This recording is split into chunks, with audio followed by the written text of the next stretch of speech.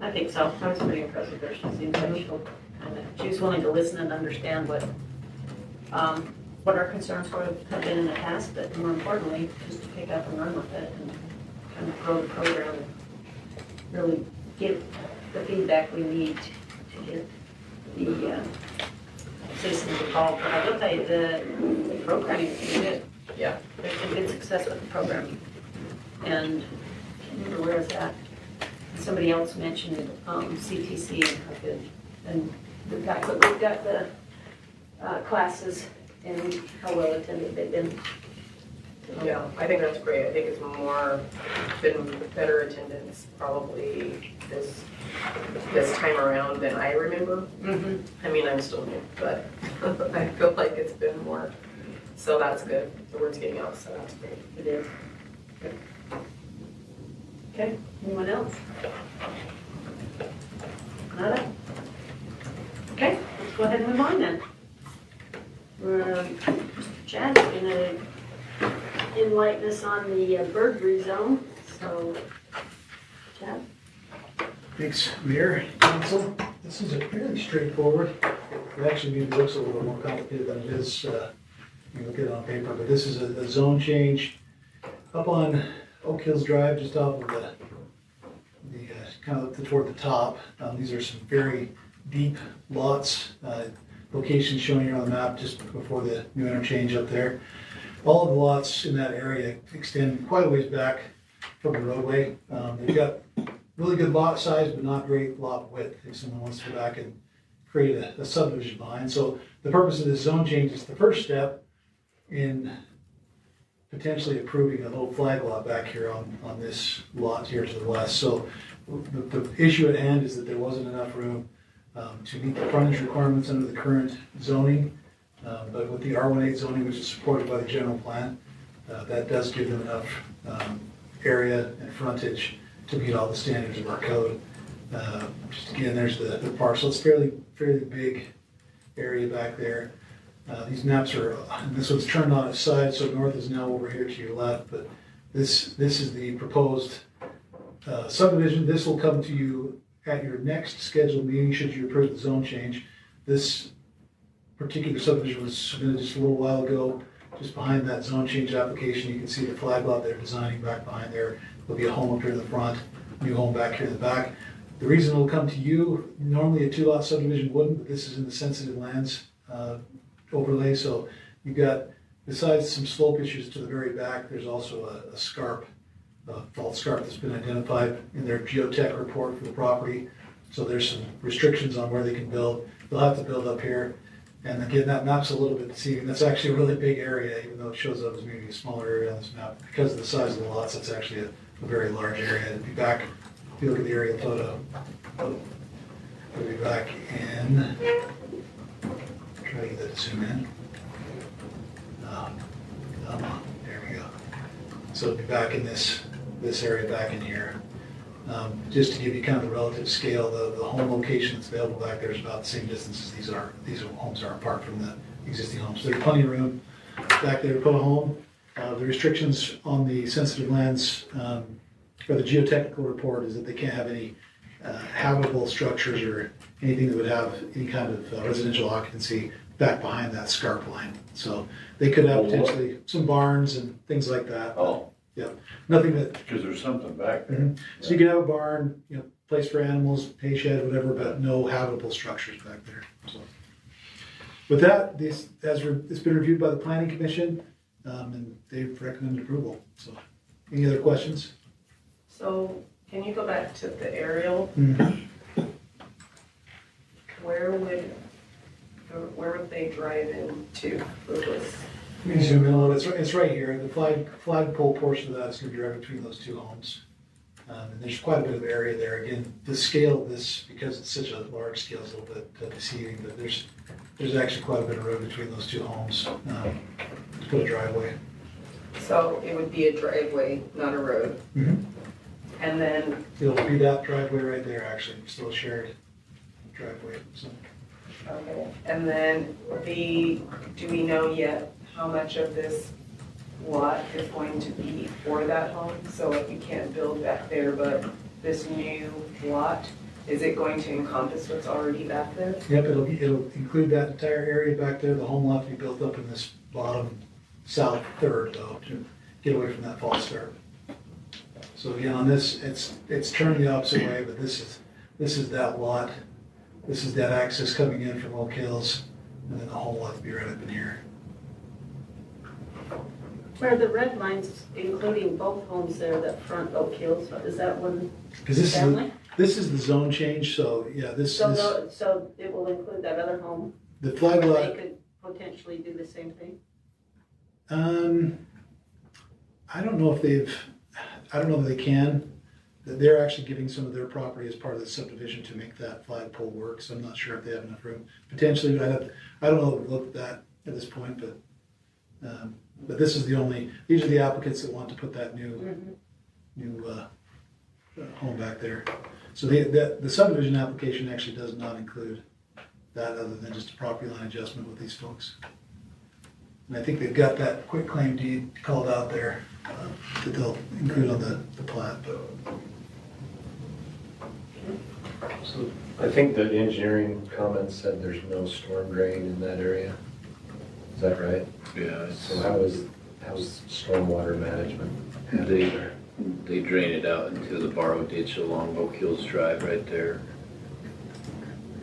But there's no infrastructure, it just naturally surface Yeah, drains in. And are those yards sloped? yeah, they North slip to the south. Some of them a portion of it comes towards Oak Hills and then some of it goes off the back to the north. Yeah.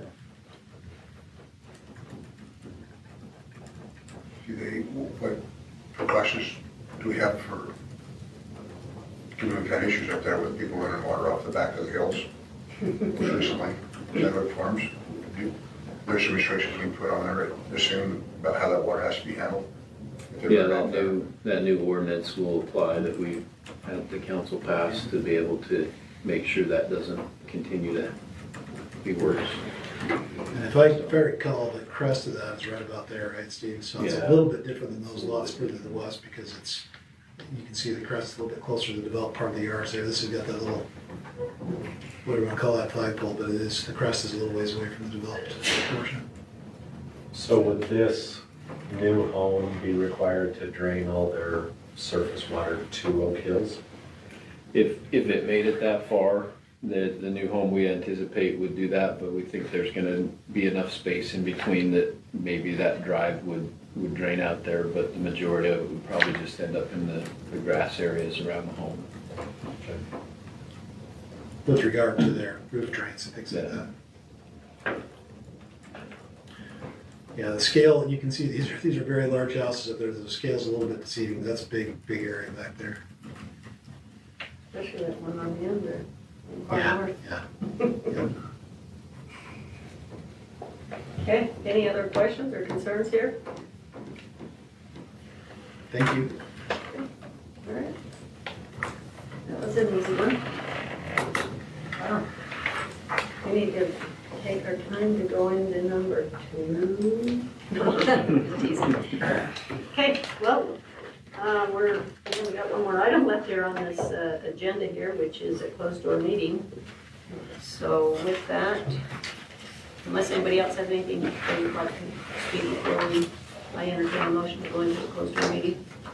I can mention a couple of things, Mayor. Sure. Maybe shut me down if you like, if you were at the meeting, but maybe just to report to the council that Oh, yeah. we had the mayor, myself, and Chad and Vaughn had the chance to visit the Davis County School District Board the second time regarding the EDA participation, and we're able to have a good discussion there and secured their support for the tech committee. That's $23 million opportunity, $24 million opportunity to help support the improvement to the north we talked about. So that was very good news. The district seemed very positive about it and excited about the project, and so that was good news. When do they vote? So we've got to organize what's called the tech committee, the taxing entity committee. And that's probably gonna be what months? Maybe about end of November sometime, yeah. Yeah, we gotta notify all the parties, ask them to come together, find a time that works for them.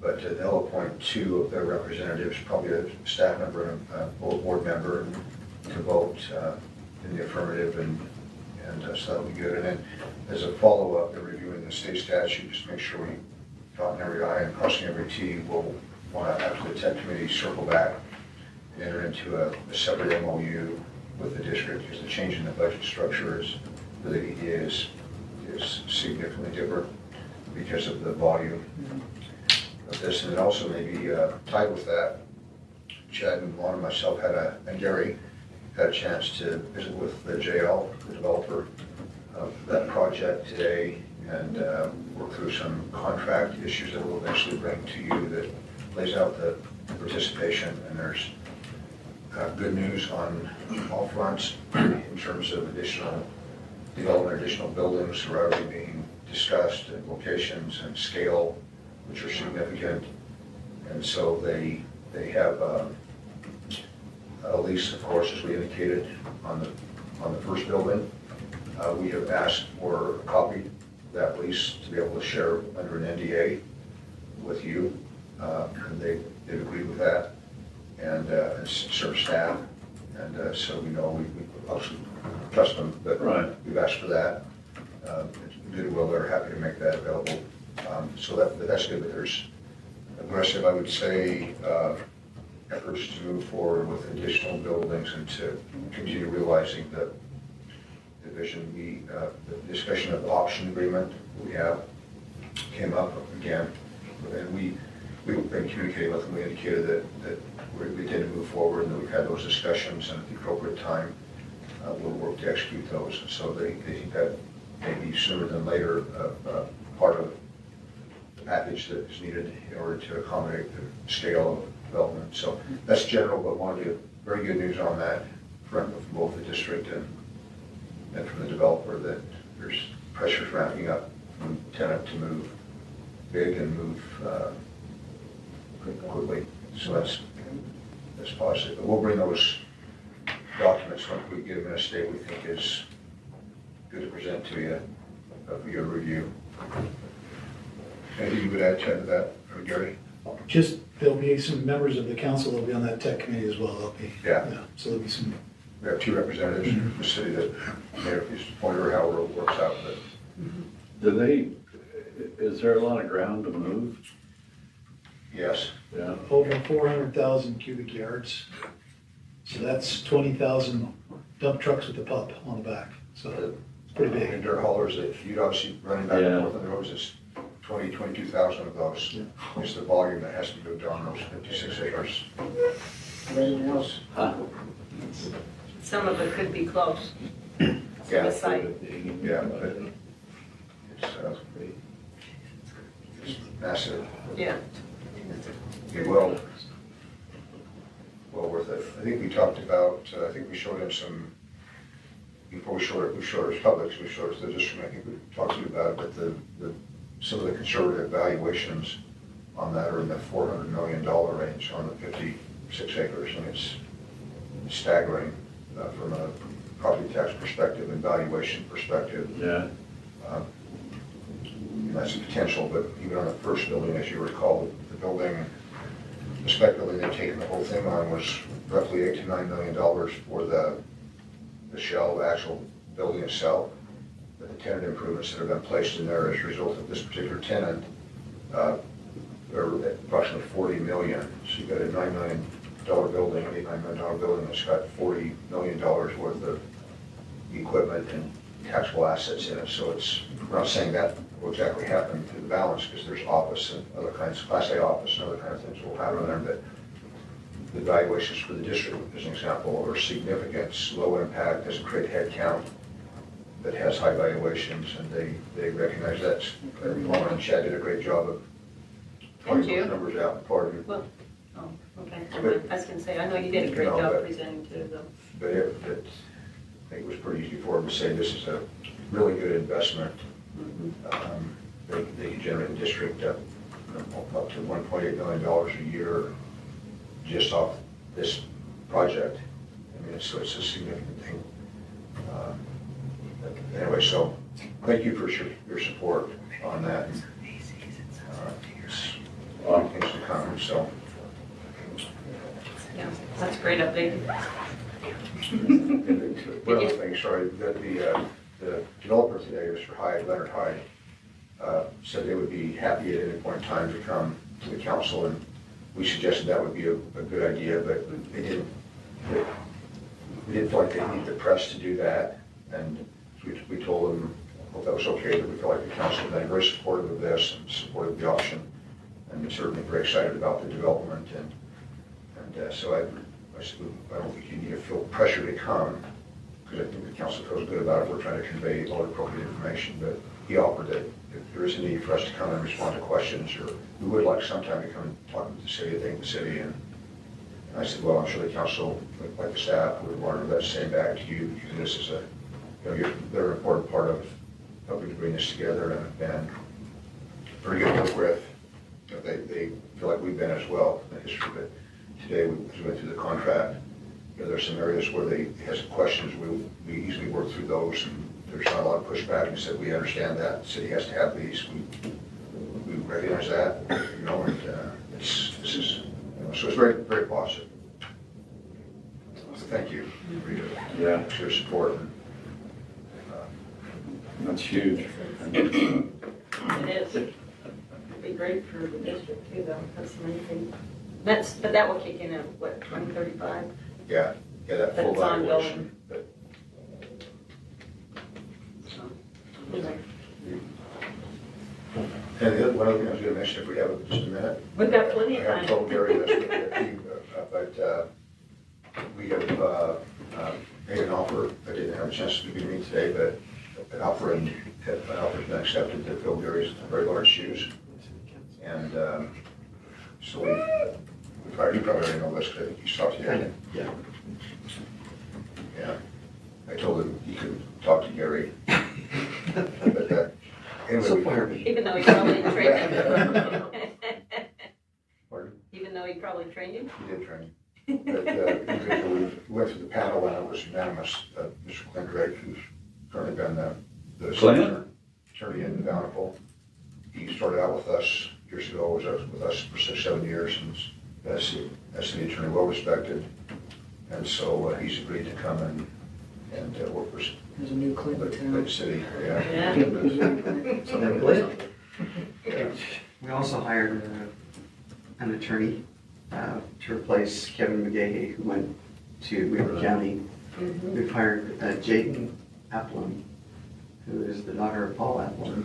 Oh, really? And she is just top notch. She's really, really good.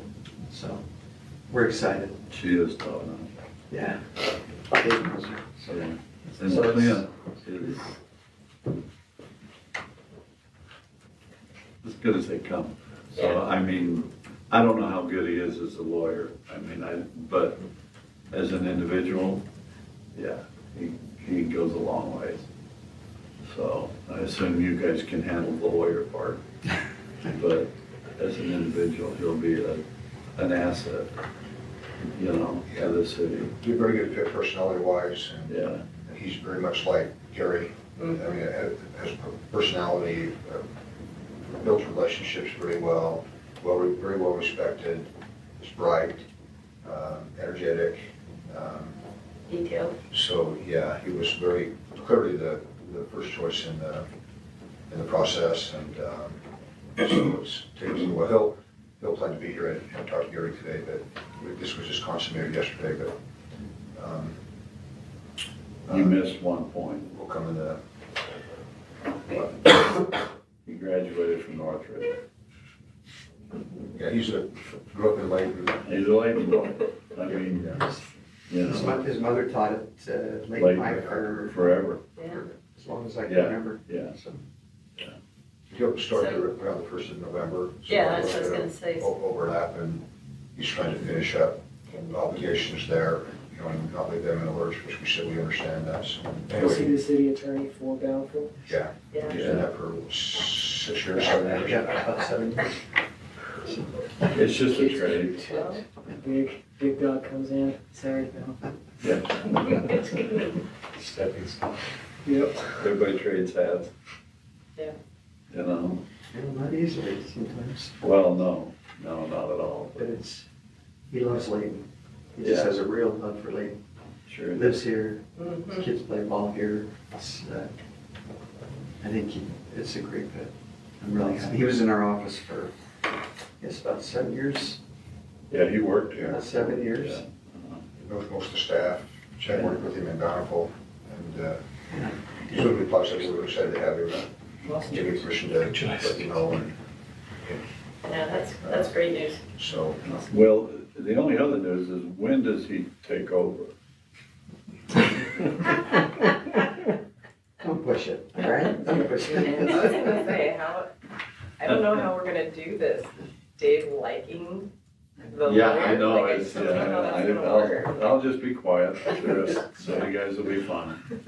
It'll be a whole new world. Just come along. He'll be good. Yeah, it's a hard act to follow, but, Yeah, you know, yeah. the fact that you trained him, I guess we can't say mini-me, because he's a lot taller than you. A lot taller. You're not You allowed. have to get a shorter chair. Yeah, no, I was impressed with him. No, he'll do a great job. And the fact that he just, like you said, he's already knows the staff, not just here, but in all departments, all areas. So that part's good. Good job. Way to go. One down. Yeah. One down. Thanks, Renita. One down, how many to go? Are there more? Chad, watch out, they're talking about you. One down. Say good stuff. I paid attention to emails and websites. So, yes. No, you see, it'll be good. I already threatened Gary, but it didn't work, so. Do you have any bad news? So they closed down the municipal. He's gotta listen to them.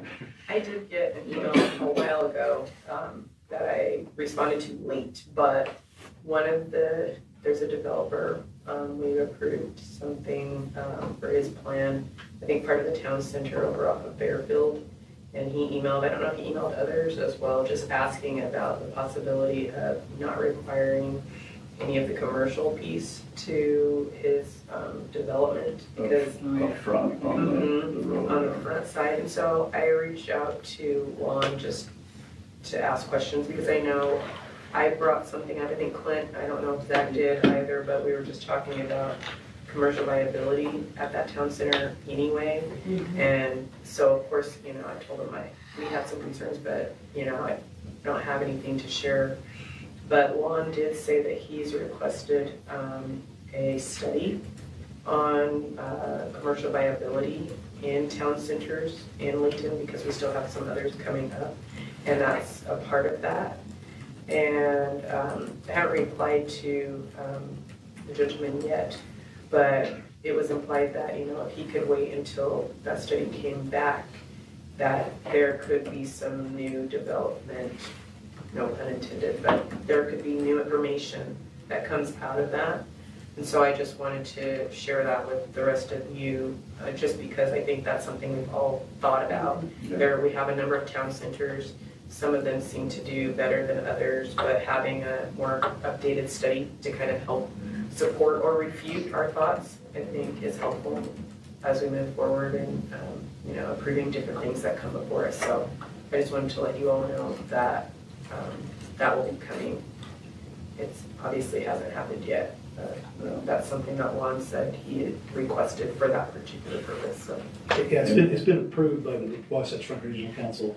We actually selected the consultant this week. It'll be Better Cities will be doing that work. So probably be a multiple month project. Yeah.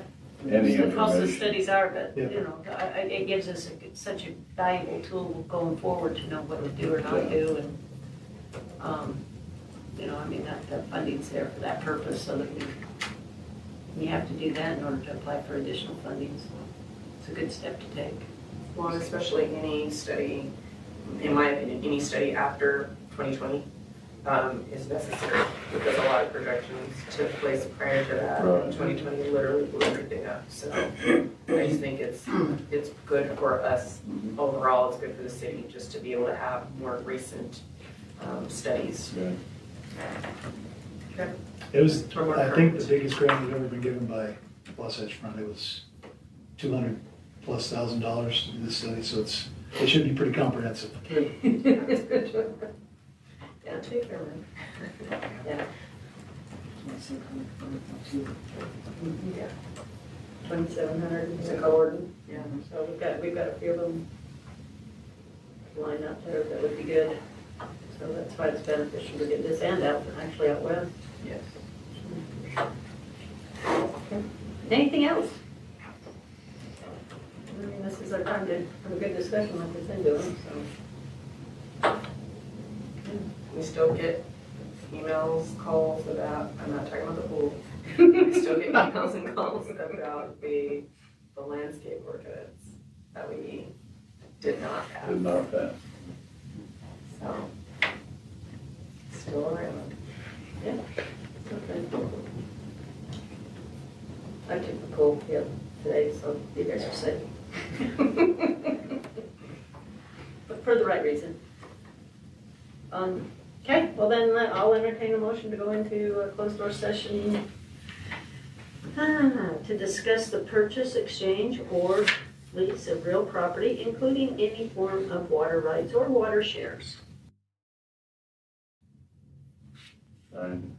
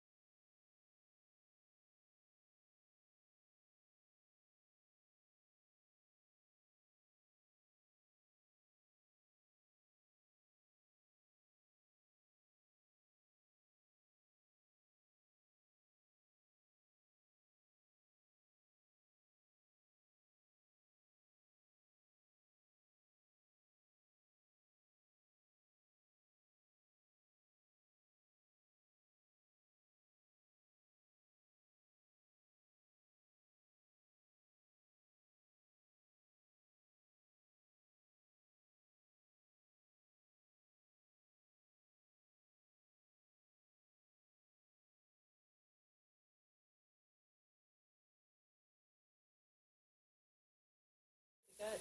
We need one other, we need Gary. Oh, here he comes. Okay.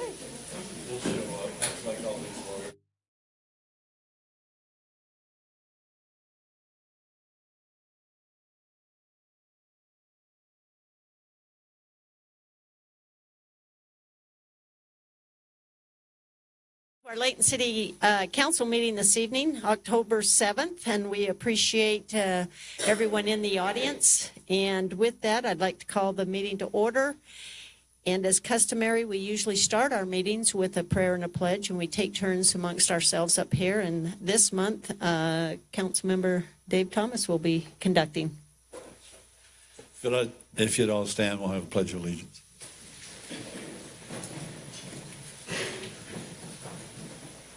I pledge allegiance to the flag of the United States of America and to the republic for which it stands, one nation, under God, indivisible, with liberty and justice for all. I'll have a prayer. That's fine. Our Father in heaven, we're indeed grateful to be gathered tonight in this council meeting, and we pray that thy Spirit may be with us, that we might be able to do the things which are important to this city, and that we may do them in a right manner. We're grateful for the opportunity that this great country allows us, that we might be able to govern ourselves as much as we can, and to be able to do the things which we feel are right, and do it in a way that is fair.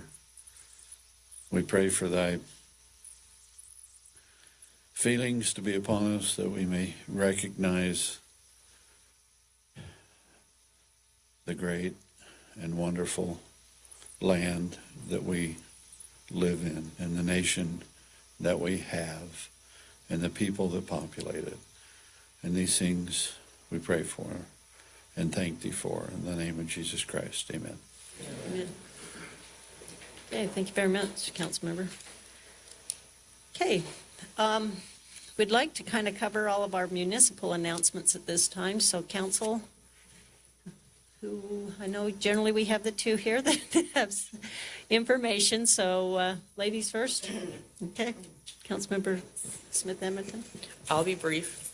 I think I mentioned this during the last council meeting that Davis Arts Council does their, help me. Active pages. Thank you. Active pages where they read a story and you can attend. It's across the street here in the park, and they will read the story, and at the end of the story, the children get a book. The tickets are all sold out. However, they do allow you to sign up for the wait list, and they have not yet had a time where anybody on the wait list has not gotten in. So this will happen on October 14th. It is a Saturday. There are 3 scheduled times. There's a 2 o'clock, and I believe a 6 o'clock and a 7 o'clock. So if you go to davisarts.org, that website, you'll get information about the exact times, and you can sign up for the wait list. And it's a really interactive situation. I think the story this year is Frankenstein for the Halloween season, and they'll do it again during the Christmas season. Very good. It's a fun thing for everyone. So, okay, Councilman Roberts. Thank you. A couple things from the Parks and Recreation. A couple events coming up to get on your calendars. First of all, in a couple weeks, October 20th, Friday will be the Halloween Bash. It's always a good event here on the plaza at the Kinley Amphitheater. There'll be a lot of Halloween games, a haunted house, haunted hollow, live Halloween music, ghost stories from the Davis Arts Council, so that should be fun. As well, the Rotary Club will be there providing train rides, hot chocolate, and cookie for $2 per person. Rotarians, is that right? Rotarians. Yeah. And then, so bring the family out. As well, mark your calendars for November 11th, Veterans Day. We'll be having the Veterans Day Parade starting at 11 a.m., 11:11 a.m., followed by a ceremony at 12:30 at the wall here at the park. So we'll have more information coming on that, but good opportunity to honor the men and women that have provided a great service to each and every one of us. So thank you. And anyone that wants to put a float or an entry is to contact Mr. Howland, probably? David? Or the city? Okay, good. Go to the Parks and Recreation Department if you want to have a float. Thank you, Mayor. Okay, thank you. Okay, anyone else have any announcements they'd like to share with everyone? I just know this is a fun time of year. There's a lot of businesses in our community that have a lot of trunk or treat and all kinds of fun stuff, as well as I've seen a lot of food pantry, a lot of collecting for food pantry, so that's good. I just want to commend our residents and our businesses for, taking care of one another, because that's really what it's about. Okay, with that, we'll go ahead and go on then to item number 3, which is our verbal presentations. And tonight, we actually have 3 that we get to present. And we're going to start out first with a proclamation recognizing Down Syndrome Month. And typically, I read these, but at the same time, I like to share with my council members. So I've asked Councilmember Morris if he wouldn't mind reading the proclamation. And then afterwards, I'll have someone come up and receive the proclamation. So. Thank you, Mayor Petro. Whereas over 400,000 Americans are currently living with Down syndrome, and each year over 6,000 Americans are born with Down syndrome, as it is one of the most common types of intellectual disabilities, and whereas October was first designated Down Syndrome Awareness Month in the 1980s, and has been recognized each October since, in celebrating those with Down syndrome by sharing the accomplishments and abilities of those challenged with this syndrome, and whereas Down syndrome is a condition in which a person is born with an extra chromosome, chromosome 21, which changes how about a baby's body and brain develop, causing physical and intellectual challenges within a broad range of severity. And whereas those challenged with Down syndrome can often be seen within the mainstream of life, involved in all types of careers and participating in all variety of sports, including endurance events such as triathlons and open water swimming competitions.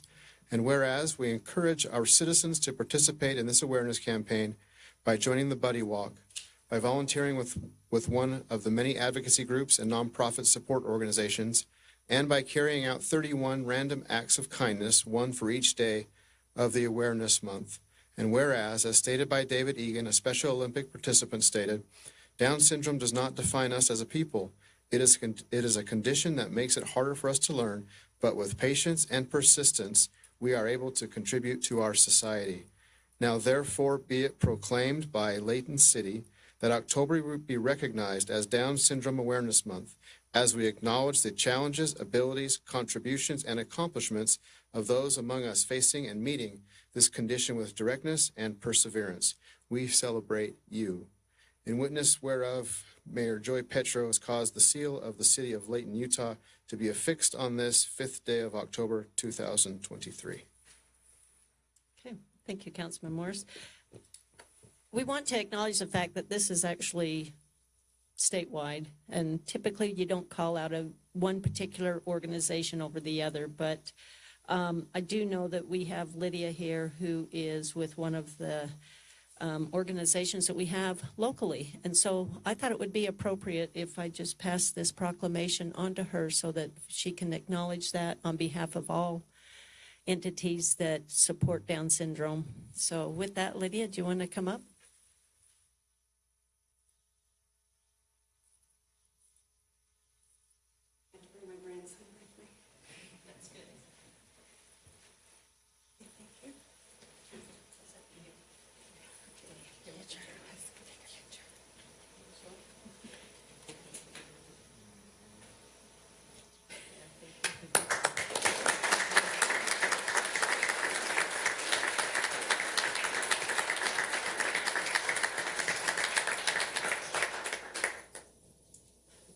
I know a lot of these organizations can use volunteers in the community, and I've had the good fortune to be able to do that in years past. In fact, prior to the water conservation and the shortage we had, I used to grow pumpkins on my property, and I'd be able to take them up to Gigi's actually and every fall and allow the kids to paint them. And it was such a rewarding experience. And I actually had the fellow Rotarians join us. So, I mean, it was a fun deal. So if anybody's ever looking to continue with the challenge on the, do a kind deed, that's one of the areas you can contribute to. Okay, we'll go ahead and move on now to another fun event, not event, but acknowledgement here. And we actually have our youth council that's does a really, really good job with being able to help those that have maybe strayed a little bit and to help them get back on track. It's their peers. And so with that, I'd like to invite our new youth council that needs to be sworn in tonight. So if you could come up, I'd appreciate that.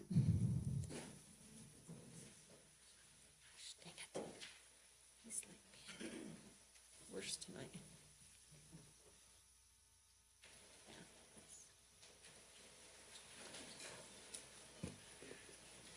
Get in there tight. You guys can come around the circle here. And we're going to have our city recorder, Miss Kim Reed, swear these kids in. You'll have to excuse my voice. I don't have it. So raise your right hand and repeat after me. I state your name. Do solemnly swear. That I will support, obey, and defend. The Constitution of the United States. And the Constitution of the State of Utah. And that I will discharge the duties of my office. With fidelity. Congratulations.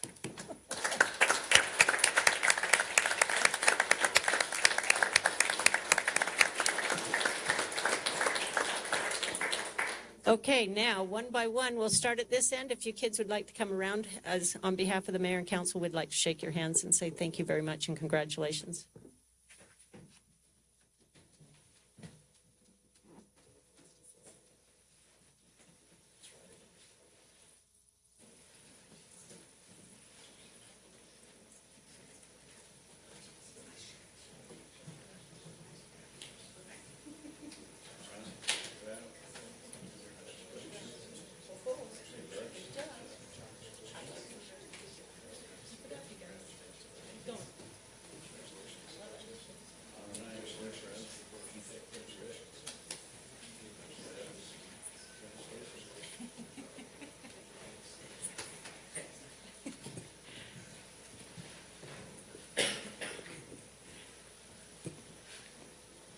It's rewarding to see these kids and how active they are in our community, and I hope that they can continue to do so, because you're already doing a good deed for our city. So there's one down. Okay, we've got another. Mayor, can I say something? Absolutely. Sorry, I should have asked. That's okay. No, I know most of them. A couple of them I didn't, but I want you guys to know, and I know you've talked about it, and I know we've talked about it, that you are doing something that very few kids in school do. You are coming out, you are giving up your time, and you're learning how to run a city. Now, whether or not you use that later on in life, that's your choice. But I will say this, there's people here now, that may be sitting here in days to come, and maybe sitting even in other places in days to come. So it makes me feel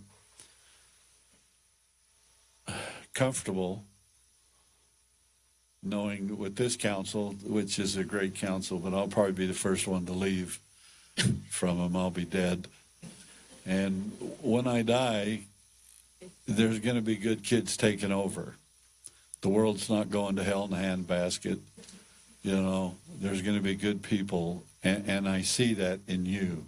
And it gives me hope.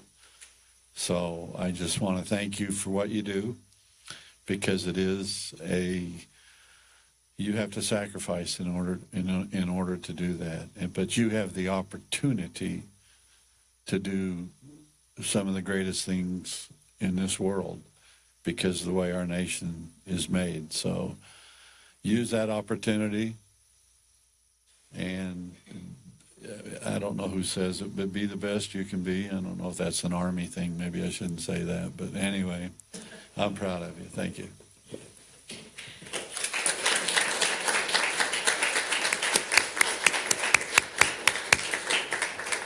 With that said, I can tell you we have two prime examples already. The former youth mayor, Kira, she is actually now moved on to college, and I can report to you already that she's actually has a room of her own for freshmen, and she's actually overseeing 44 girls, so she's already taken the lead in a very productive way. So, and there she'll be having she's going to conduct the elections of their hall and everything. So I think that shows you right there how great this program is, as well as I know we have one of the returning youth councils, Ms. Harding, who has served as a page already. So, I mean, this is a good group. And Dave, what you said is absolutely correct. I mean, I truly believe that we'll see these kids be our leaders in the future. So congratulations again. Okay.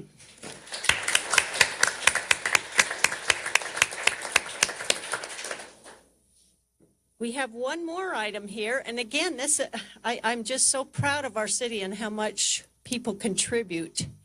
And this next item is we want to recognize our Just Serve Committee, which is the 9/11 service group. And Mr. Price, are you going to be conducting this one for us? Yes, I'd love to have you come up and kind of let everybody know what took place this past September. Thank you, Mayor and Council. In the spring of 2019, Sherry Burton contacted the city to present the idea of a day of service for cities in Davis County. At that time, over 200 people responded to the Just Serve's call for volunteers. The volunteers were able to plant over 100 trees and shrubs in various parks that year. Since that time, and every year since, Just Serve and individuals from Layton have provided assistance to cities, school kids, food pantries, blood banks, and individuals throughout Davis County. Just Serve's Day of Service has made an impact in Layton City. The Day of Service Committee has provided leadership and supervision for projects throughout Layton City on or near September 11th each year. The types of service projects they have completed include, but are not limited to, Layton City parks, wildland fire hazard reduction projects, Layton City trails, smoke alarm canvassing with the American Red Cross, roadside cleanup projects throughout Layton City, environmental improvements to Andy Adams Reservoir, park pavilion repairs and painting, food pantry pack donations, blood drives, school supply, and student backpack donations. They've also done landscape and structural repairs to local homes, faith-based organizations, and shelters throughout Layton.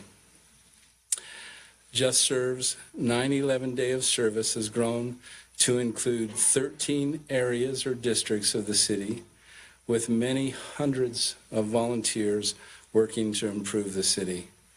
This evening, we'd like to take a moment to thank this year's Just Serve specialists, April Parker, and April's predecessor, Sherry Barton. If they're here, if you could come up, we'd like to thank you. And we'd also like to thank Gary Magnum, this year's committee chair, and all of the district committee members for their leadership and service to the city. If Gary and all of the committee members that were able to make it today could come up to the front and stand behind the conference table, we would like to take this opportunity to recognize the work that you've done and get a photograph as a remembrance of this year. So please, I know there was a couple that were a little shy about this, but I've got April here, and she knows every one of you, so come on up.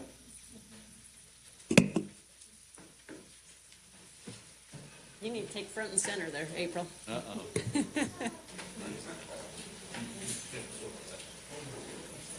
No, these are volunteers. You two. I'm going to ask her about you two. It took a lot of volunteers. So squish in if you can.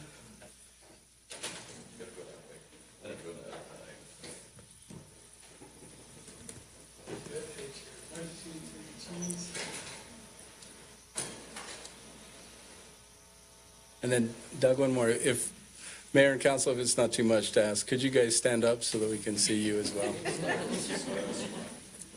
Find a gap.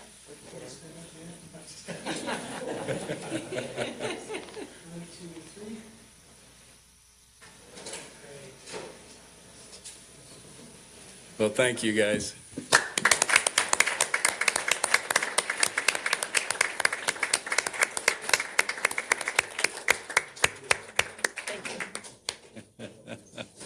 Thank you. Mayor and Council, Okay. thank you. And I may add here that this was a great year. Actually, it's been growing each year exponentially, and this year was extremely unusual.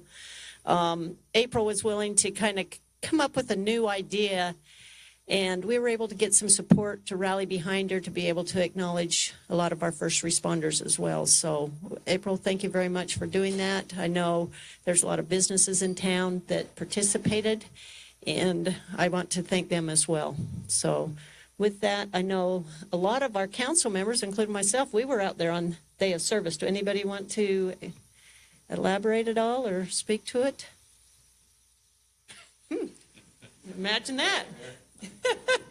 Okay, well, with that, I do know that true to form, the 9/11 group, they want to be able to, they had a meeting scheduled, and they want to, I guess, do a debriefing and see what they can do to improve or enhance the program for next year. So I'm willing to excuse you guys this evening and say once again, thank you very much for the many man hours that you pulled together and beautifying and helping us run this city, because it's all of our cities.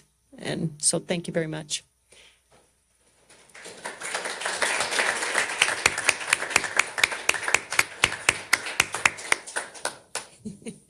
In fact, I can see the youth council too. You guys are used to this too. You're welcome to excuse yourselves if you want. Right. You can go over to the ball game.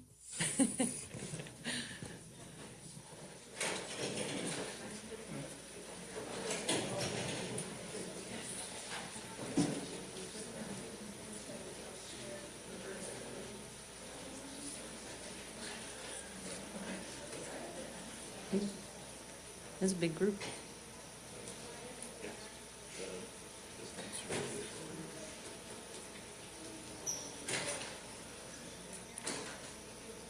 Okay, we'd like to go ahead and continue on with our meeting. Our next item on the agenda is our citizens' comment portion. So if anyone's here that would like to address the council, you're more than welcome to. You can go to either side of the podium here and state your name and address for the record, and just be willing to kind of share with us your ideas or concerns. Okay, seeing that there's none, we'll go ahead and move on to our consent items. We do have 2 items on our consent item this evening, and consent items are items in which we can enact in one single motion.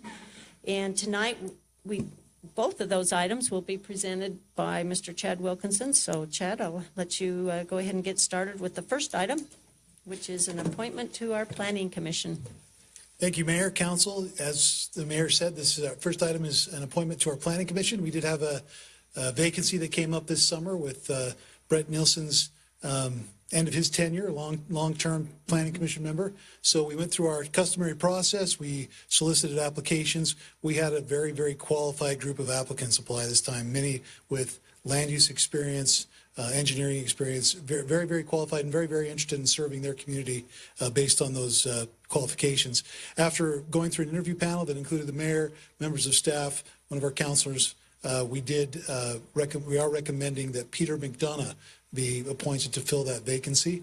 As we have typically done in the past, because of the Brett's leaving, we do have an opportunity to move one of our previous alternate members to one of our regular member positions. So this resolution includes the appointment of Peter McDonough as an alternate member to the Planning Commission, and Wesley Felice would be potentially appointed as a regular member of the Planning Commission. He has a term that was already previously established. Mr. McDonough's would be expiring next year because he's fulfilling someone else's previously unexpired term. It's complicated how that works, but we've got a chart I can show you sometime if you like. But we are recommending that the council adopt Resolution 2344, confirming the appointment of Peter McDonough and as an alternate member, and Wesley Felice as a regular member of the commission. And I'd be happy to answer any questions if I can. Any questions? Okay. Thank you. Okay. Our next item is a final plat for Eastridge Park PRUD Phase 5C. This is an application, the property that's located within the sensitive lands overlay of the city, which requires the council's approval for the final plat. That being said, this is an administrative item. So this plat was approved preliminarily many years ago. As they've continued the development on this planned residential unit development, they've continued to plat as the need arises to continue to create more lots for building purposes. So this is the next of those phases of that PRUD. To refresh the memory of the council and those that are joining us both online and in the audience, this is the location, approximately 1700 North Emerald Drive, there shown with the red dot. Just a little bit closer view. These are the existing streets. Emerald Drive, of course, extends up through this PRUD. The phase that we're looking at is outlined in red, just off of that existing terminus of the street. A little clearer picture, you can see the area that's been graded in preparation for these next phases. That phase is outlined and in that red outline there. With this plat, of course, those are the 13 lots that are proposed for this particular plat. This is, again, part of a master planned PRUD that's been under development for many years. You can see where that fits into the broader scheme of things right there. This has been reviewed by our planning staff, engineering staff for compliance with the various requirements of the code. In particular, you'll note in your staff report that one of the things that we review are compliance with the ongoing grading requirements, geotechnical requirements. Those have been checked and they are compliant with those items. We also have some items that we make sure are on the plat. And because of the complexity of the development of this property, because there was so many geotechnical issues, there are very, very many plat notes. You can see those in the lower left-hand corner of the plat that we want to make sure are being included so that they provide notice to future property owners, and also that we want to make sure are being complied with as we go through the various phases. Again, those have been reviewed by city staff and the development has been found to be in compliance with those requirements. So with that, this was also reviewed by the Planning Commission at this previous meeting. They recommended unanimously that the council approve the final plat for phase 5C of Eastridge Park PRUD. And we would also join in that recommendation, and I'm happy to answer any questions. Council, do you have any questions? Go ahead. Chad, this is the one where the land drain was waived, is that right? So That's right. Is that unique to this plat, or was that through the whole development? Yeah, it was universal, for the development. So they had geotechnical studies that were done and waived that requirement. Okay, thanks. I'm going to ask a question, and I know it really would go to the developer, but do they even offer an option should a homeowner want to put in a land drain during construction? I'm not sure about that, Mayor. Actually, don't know the history on that. I think we ought I don't know to if Gary or any, I don't know if that was offered during the development phase or.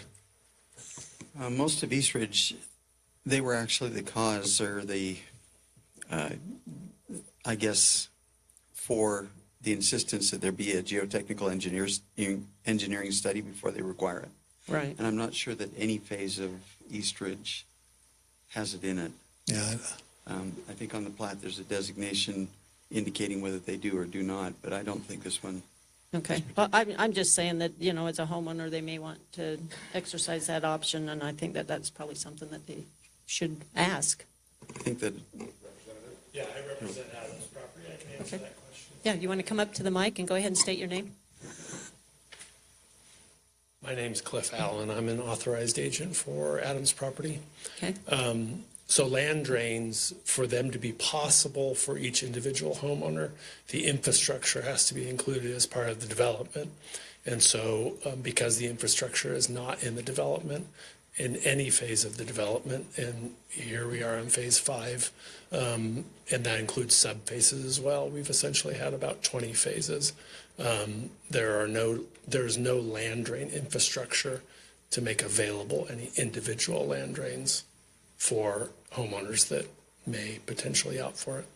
Okay. Thank you. Does that answer the question? Okay. It does. I just know that with the moisture and everything, it's probably, you know, good to get the all of the as much excess water away from the home as possible. That's more of what we're concerned with.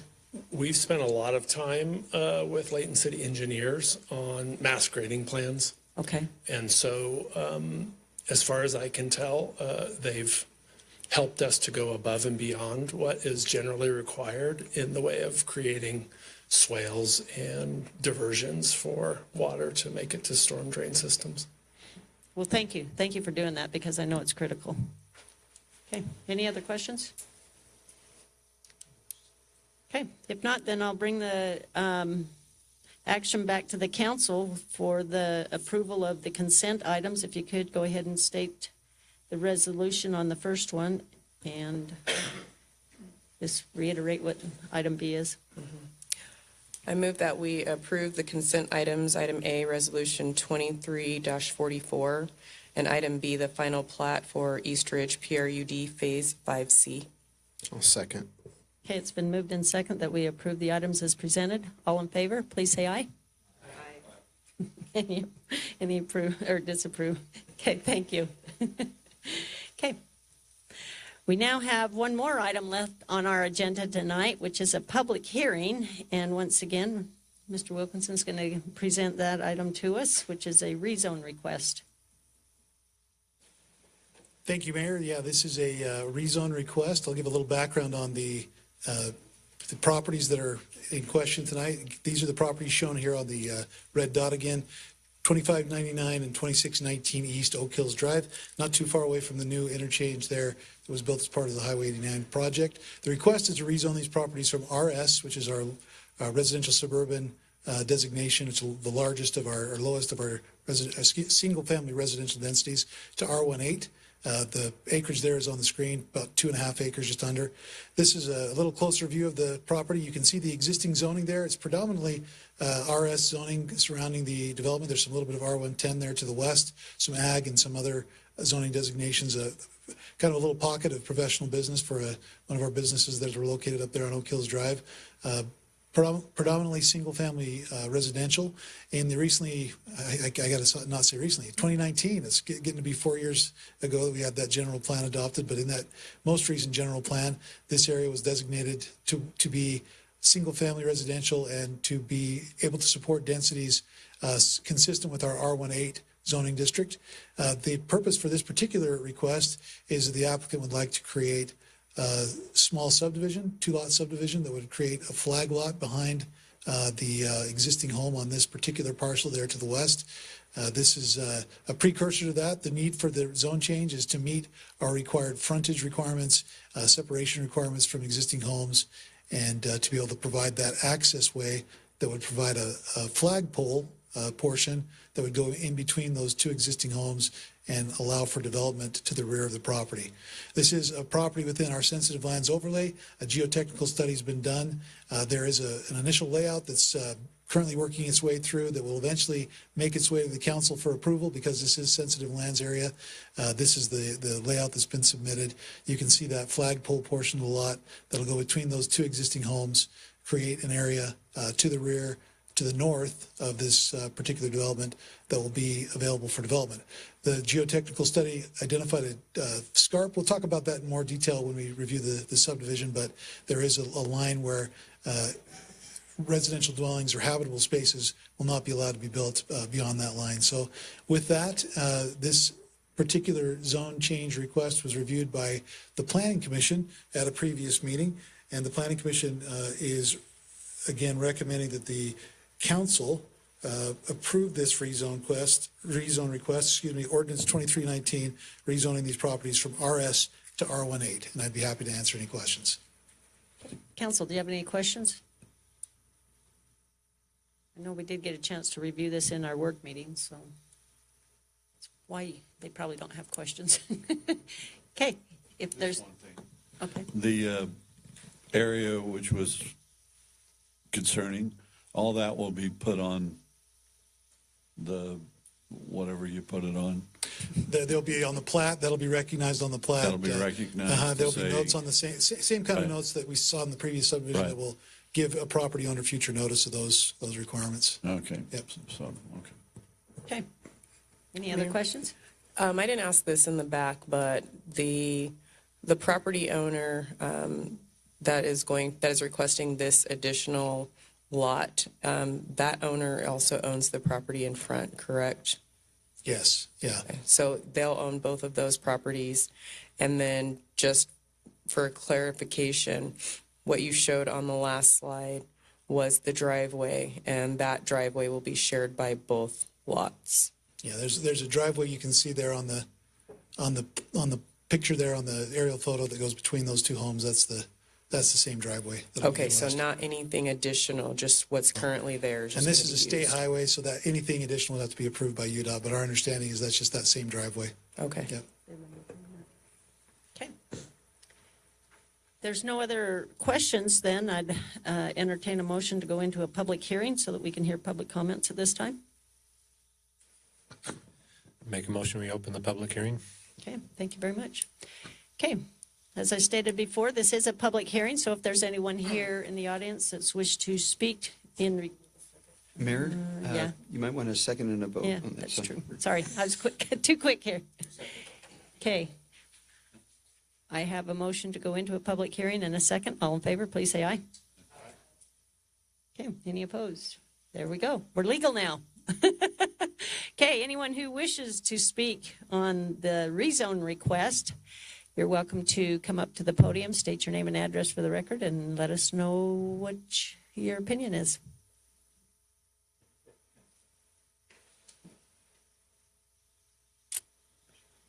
Okay, seeing that there's no one who wishes to speak in this public hearing regarding the rezone request, I'll now bring it back to the council and ask for a motion to close the public hearing and take action on the item. Madam Mayor, I move that we close the public hearing and approve the rezone request in ordinance 2319. Okay, do I have a second? Okay, it's been moved in second. All in favor, say aye. Aye. Any opposed? Okay, thank you very much. I know, I'm getting the look over there. Am I okay? Yeah, typically you take a Roll call? roll call, but the roll call would be the same as what the unanimous vote was. So I wasn't even going to raise the issue. I know, but we just got to acknowledge you're here, Gary. Got to explain my existence somehow, so come on. Yeah, we got to have our attorney here to keep us straight. Okay, so we're legit there since we have a unanimous. Everybody said aye. Okay. Aye. Dave, is there any unfinished business that anyone needs to bring before us? If not, then I could actually entertain a motion to adjourn.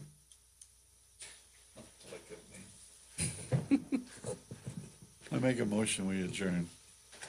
Okay, thank you very much. I'll acknowledge that motion, and I do not need a second on the adjournment. I know that. So thank you, everyone, for being here tonight. We appreciate your service and what you do for our city, and have a blessed week.